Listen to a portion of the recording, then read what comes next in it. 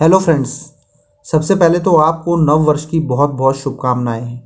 तो जैसा कि आप थंबनेल से देख पा रहे हैं, आज हम बात करेंगे सेक्शन 80EE बी के बारे में। दोस्तों, अगर आप इलेक्ट्रिकल व्हीकल को परचेज़ करने के लिए लोन लेते हैं तो आपको इनकम टैक्स के अंदर इस सेक्शन के अंदर जो है उसकी डिडक्शन मिलेगी। तो इस वीडियो के अंदर मैं आपके साथ कुछ टॉपिक्स को डिस्कस करूँगा जो कि कवर करेंगे हम कि इस सेक्शन के अंदर किस किस पर्सन को जो है ये डिडक्शन अवेलेबल होगी, कौन कौन पर्सन जो है एलिजिबल होगा, आपका जो ये लोन सैंक्शन हुआ है वो किस पीरियड के अंदर होना चाहिए, मैक्सिमम अमाउंट ऑफ डिडक्शन आप क्या क्लेम कर सकते हैं, क्या जीएसटी का भी आपको किसी तरीके का बेनिफिट मिलने वाला है अगर आप इलेक्ट्रिकल व्हीकल परचेज करते हैं, और फाइनली मैं बताऊंगा कि आप जब अपनी इनकम टैक्स की रिटर्न को फाइल करेंगे तो इनकम टैक्स की रिटर्न में कहाँ जाकर इस डिडक्शन को जो है क्लेम कर सकते हैं। तो ये सारी ही चीज़ों को जो है मैं डिस्कस करूँगा। तो चलिए डिटेल में हम अपनी वीडियो को एक बार देख लेते हैं। तो सबसे पहले तो इसकी एप्लीकेबिलिटी के बारे में जान लेते हैं। तो देखिए दोस्तों, ये जो सेक्शन है इसका जो बेनिफिट है वो केवल एक इंडिविजुअल को ही मिलता है। अगर आप इंडिविजुअल के अलावा कोई भी अलग पर्सन है, कोई हिंदू अनडिवाइडेड फैमिली है, कोई कंपनी है, private limited, public limited, partnership firm है, एलएलपी हैं, एयूपी हैं, मीन्स आप इंडिविजुअल के अलावा कोई भी पर्सन है तो आपको ये बेनिफिट नहीं मिलेगा। तो ये बेनिफिट लेने के लिए आप एक इंडिविजुअल होने चाहिए। दूसरा, जो आप लोन है, इस लोन से जो है आप परचेज़ कर सकते हैं इलेक्ट्रिकल व्हीकल, और वो इलेक्ट्रिकल व्हीकल जो है कुछ भी हो सकता है। आपका 2 व्हीलर हो सकता है, 3 व्हीलर हो सकता है, 4 व्हीलर हो सकता है। और ये जो आपने परचेज़ किया हो दोस्तों वो फाइनेंशियल ईयर 19-20 या असेसमेंट ईयर 20-21 से परचेज़ किया हो। तो कहने का मतलब ये है कि फाइनेंशियल ईयर 19-20 के अंदर जो है इस सेक्शन को इंट्रोड्यूस किया गया था और वहीं से जो है इसका बेनिफिट मिलना शुरू हो चुका है। तो अब देख ले कुछ कंडीशन इसकी जान लेते हैं कि क्या क्या कंडीशन जो है एक इंडिविजुअल को फुलफिल करनी पड़ेंगी इसकी डिडक्शन अगर क्लेम करना चाहता है। तो दोस्तों देखिए, जब ये आप लोन लेने जाएंगे तो ये लोन आप किसी भी फाइनेंशियल इंस्टीट्यूशन से ले सकते हैं या फिर एनबीएफसी से ले सकते हैं, means non banking financial institution से लेते हैं। तो फाइनेंशियल इंस्टीट्यूशन में तो आपका बैंक हो गया, किसी भी तरीके का बैंक हो सकता है, प्राइवेट बैंक हो सकता है, सरकारी बैंक हो सकता है। वहीं आप नॉन बैंकिंग फाइनेंशियल इंस्टीट्यूशन कुछ होते हैं, जैसे मैंने एग्जाम्पल के लिए यहाँ आपको बता दिया है, जैसे मुथूट फाइनेंस हो गया, चोलामंडलम हो गया, बजाज फाइनेंस हो गया। तो ये जो है नॉन बैंकिंग फाइनेंशियल इंस्टीट्यूशंस रहते हैं। तो इस तरीके के नॉन बैंकिंग फाइनेंशियल इंस्टीट्यूशन से भी अगर आप लोन लेते हैं इलेक्ट्रिकल व्हीकल को बाय करने के लिए, तब भी आप जो है इस सेक्शन के अंदर फॉल कर जाएंगे। और देखिए दूसरा, यह मैं आपको बता ही चुका हूँ। तो जो आपका लोन जो है सैंक्शन होना चाहिए, ये जो लोन सैंक्शन का आपका पीरियड है ये 1 अप्रैल 2019 से लेकर 31 मार्च 2023 तक जो है लोन सैंक्शन हो जाना चाहिए। बट दोस्तों देखिए, 31 मार्च 2023 तो अब आ चुका है, तो हो सकता है गवर्नमेंट जो है आने वाले बजट में जो 31 मार्च 2023 है इसको बढ़ाकर फर्दर एक्सटेंड कर दे, क्योंकि 31 मार्च 2023 तो अब मात्र जो है आपकी 3 महीने में ही आने वाली है। तो इसको फर्दर जो है पूरी उम्मीद है मुझे इसका जो पीरियड है वो बढ़ाया जाएगा।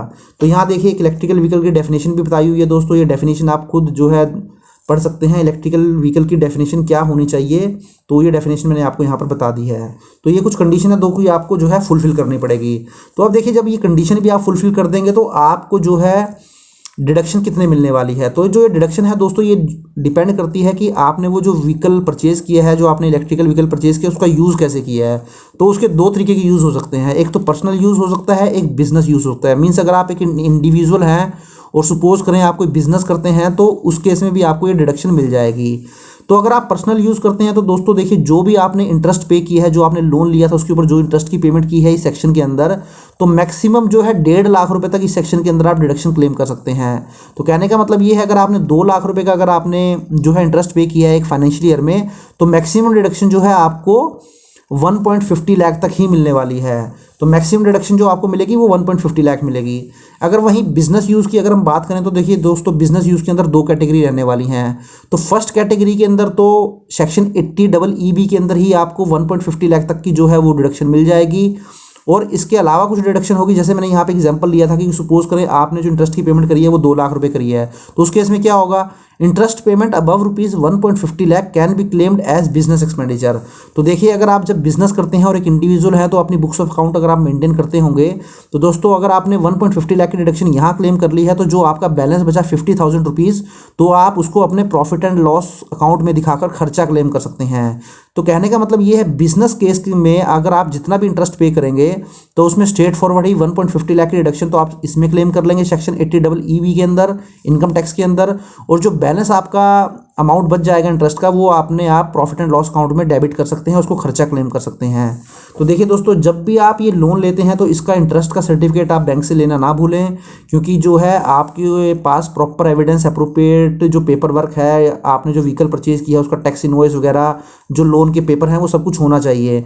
और जब आप अपनी इनकम टैक्स की रिटर्न के अंदर इसकी डिडक्शन क्लेम करेंगे तो आप जो है बैंक से इंटरेस्ट सर्टिफिकेट लेना ना भूलें, क्योंकि वहाँ पर आपका स्पेसिफिकली मेंशन किया होगा कि आपने पूरे साल के अंदर कितना इंटरेस्ट जो है वो पे किया है।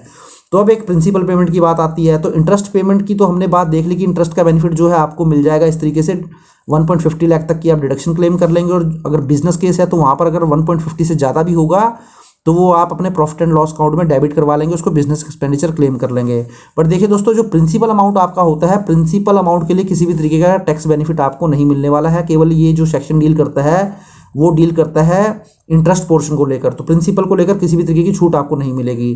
तो देखिए जनरली जो है इंटरेस्ट सर्टिफिकेट इस तरीके से दिया जाता है। इस तरीके से आप भी अपने बैंक से जो है लोन का इंटरेस्ट सर्टिफिकेट ले लें। तो यहाँ पर देखिए पूरे साल में जो इंटरेस्ट पे हुआ है वो 2,08,000 रुपये हुआ है, प्रिंसिपल 89,000 हुआ है, और जो टोटल पेमेंट गई है EMI जो गई है वो 2,97,000 गई है। तो 2,97,000 में से आपको 2,08,000 का आपने जो है इंटरेस्ट पे किया है, तो इसको ही जो है आपको अपनी इनकम टैक्स की रिटर्न में क्लेम करना है। तो देखिए अब मैं पीरियड ऑफ डिडक्शन बता देता हूँ आपको। तो जो डिडक्शन होगी इंटरेस्ट ऑन व्हीकल लोन के लिए, जो आपको सभी सालों के लिए मिलना शुरू हो जाएगी जब भी आप लोन पे करेंगे। मीन्स अगर आपने फाइनेंशियल ईयर 19-20 या आप बोल सकते हैं असेसमेंट ईयर 20-21 में लोन लिया होगा, तो जिस साल में आपने लोन लिया है उसी साल से आपको ये डिडक्शन मिलना शुरू हो जाएगी। और ये मैं आपको पहले ही बता चुका हूँ कि जो आपका लोन सैंक्शन होना चाहिए वो 2019-20 से लेके 31 मार्च 2023 के बीच में जो है वो लोन सैंक्शन होना चाहिए, तभी इसका बेनिफिट आपको मिलेगा। अब देखिए दोस्तों, एक GST का बेनिफिट भी जो है इसके अंदर दिया गया है। तो कहीं ना कहीं जो गवर्नमेंट की कोशिश है वो कोशिश यही है कि आपको इनकम टैक्स के अंदर भी देखिए 1.50 लाख का बेनिफिट दे दिया है। उसके बाद जो है गवर्नमेंट आपको GST के अंदर भी इसका बेनिफिट दे रही है। तो गवर्नमेंट का पर्पस है कि ज़्यादा से ज़्यादा जो है लोग इलेक्ट्रिकल व्हीकल को परचेज करना शुरू कर दें, तो गवर्नमेंट का फोकस भी यही है। तो देखिए GST का क्या बेनिफिट दिया गया है। जनरली जो आपका GST लगता है, जो आप व्हीकल परचेज करते हैं उसके ऊपर 12% लगता है। बट अगर आप इलेक्ट्रिकल व्हीकल परचेज करने जाएंगे तो वहाँ पर दोस्तों आपको जो GST है वो 5% लग जाएगा। तो आपको देखिए 7% की छूट जो है GST में दी जा रही है। तो देखिए दोस्तों, 7% की छूट जो है वो कम नहीं होती है। सपोज अगर आपका इलेक्ट्रिकल व्हीकल 10 लाख रुपए का है और आपको 7% का देखिए बेनिफिट गवर्नमेंट दे रही है, तो 7% अगर मैं इसका कर देता हूं तो ये 70,000 जो है वो हो जाता है। तो 70,000 का आपको स्ट्रेट फॉरवर्ड ही 10 लाख रुपए का अगर आप इलेक्ट्रिकल व्हीकल परचेज करते हैं तो 70,000 का बेनिफिट तो आपको GST का ही मिल जाता है, क्योंकि यहाँ पर जो GST आपका अप्लाई होगा वो 5% होगा, ना कि 12%। तो देखिए लास्ट में दोस्तों मैं आपको बता देता हूं कि ये जो आप डिडक्शन है आप अपनी इनकम टैक्स की रिटर्न जब फाइल करेंगे, ये ITR 1 की मैं बात कर रहा हूं, तो आप उसके अंदर कहां पर जाकर इसको है जो है दिखा सकते हैं। तो जब आप अपनी इनकम टैक्स की रिटर्न फाइल करेंगे तो देखिए यहाँ पर आपको कुछ इस तरीके से आपकी पर्सनल इन्फॉर्मेशन वगैरह जो है वो दोस्तों वो दिखाई दे जाएगी। उसके नीचे आपको ग्रॉस टोटल इनकम दिखाई दे जाएगी, वो भी मैंने देखिए कंफर्म की हुई है। और फाइनली देखिए आपको क्या करना है, आपको जो है ये जो डिडक्शन का कॉलम आपको दिखाई दे रहा है दोस्तों, इसके अंदर जो है आपको आ जाना है। देखिए तो यहाँ पर अभी आपको जो डिडक्शन है वो 0 नज़र आ रही है, तो यही मैं आपको फिल करके दिखाऊंगा कि आपको फाइनली यहाँ पर एक फिगर नज़र आ जाएगी। तो यही चलिए हम देख लेते हैं कैसे आपको फिल करना है। तो आपको टोटल डिडक्शंस में आ जाना है।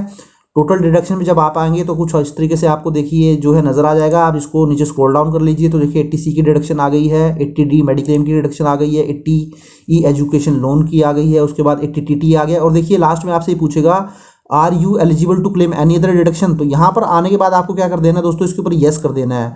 तो देखिए जैसे ही आप इसको येस करेंगे तो बहुत सारे आपको यहाँ सेक्शन नज़र आ जाएंगे। इसको थोड़ा सा आपको नीचे स्क्रॉल डाउन कर लेना है। तो थोड़ा सा स्क्रॉल डाउन करेंगे तो देखिए यहाँ पे आपको नजर आ जाएगा section 80EB deduction in respect of purchase of electrical vehicle. तो देखिए पहले से ही मैंने इसको फिल किया हुआ है, तो आपको क्या करना है, यहाँ पे जो चेक बॉक्स है इस पर क्लिक कर देना है। और देखिए यहाँ पर मैंने इंटरेस्ट जो है वो फिल कर दिया है 2,08,000 रुपीज़, क्योंकि देखिए मैंने जो आपको इंटरेस्ट सर्टिफिकेट यहाँ दिखाया था ऊपर, ये देखिए यहाँ इंटरेस्ट सर्टिफिकेट जो था वो मेरा उसमें जो इंटरेस्ट था वो 2,08,000 था। तो वही इंटरेस्ट जो है मैंने यहाँ पर अपनी इनकम टैक्स की रिटर्न में दोस्तों फिल कर दिया है। तो अब आपको क्या कर देना है, इसको कंटिन्यू कर देना है। तो जैसे ही आप इसको कंटिन्यू करेंगे तो देखिए सेक्शन 80EE भी आपको नजर आ जाएगा। आपने जो इंटरेस्ट पे किया वो 2,08,000 किया, बट आपको अमाउंट एलिजिबल जो होगी वो होगी 1,50,000। तो मैं आपको ये पहले ही बता चुका हूँ कि जो मैक्सिमम डिडक्शन आपको इसके अंदर मिलेगी अगर आप बिजनेस नहीं कर रहे हैं तो उस केस में आपको 1.50 लाख ही मिलेगी इस सेक्शन के अंदर। अगर आप बिजनेस कर रहे हैं तो वो आपको प्रॉफिट एंड लॉस में खर्चा आप क्लेम कर सकते हैं। तो देखिए जब आपकी ये फिगर आ जाएगी इसको स्क्रॉल डाउन कर लीजिए, देखिए आपकी टोटल डिडक्शन जो है 1.50 लाख हो चुकी है। लास्ट में आ जाइए, अब इसको जो है आप कंफर्म कर दीजिए। तो देखिए जैसे ही आपने इसको कंफर्म किया तो आपकी यहाँ पे पहले डिडक्शन जो है वो 0 आ रही थी, अब ये जो है 1,50,000 आ चुकी है। तो देखिए इस तरीके से दोस्तों मैंने आपको ITR में आप अपनी इस फिगर को कैसे दिखा सकते हैं वो भी बता दिया है, और इसके अंदर जो भी आपको डिडक्शन की अमाउंट रहने वाली है, किस पीरियड में आपका लोन सैंक्शन होना चाहिए, कितनी मैक्सिमम अमाउंट आपको मिलनी चाहिए और GST के अंदर आपको क्या बेनिफिट मिलता है, वो सारे ही टॉपिक को मैंने जो है कवर कर लिया है। तो आशा करता हूं दोस्तों वीडियो आपको अच्छा लगा होगा। अगर वीडियो अच्छा लगा है तो इसको लाइक और शेयर कर दीजिए, और चैनल को अभी तक सब्सक्राइब नहीं किया है तो उसको सब्सक्राइब भी कर लीजिए। Thank you very much, have a nice day, take care.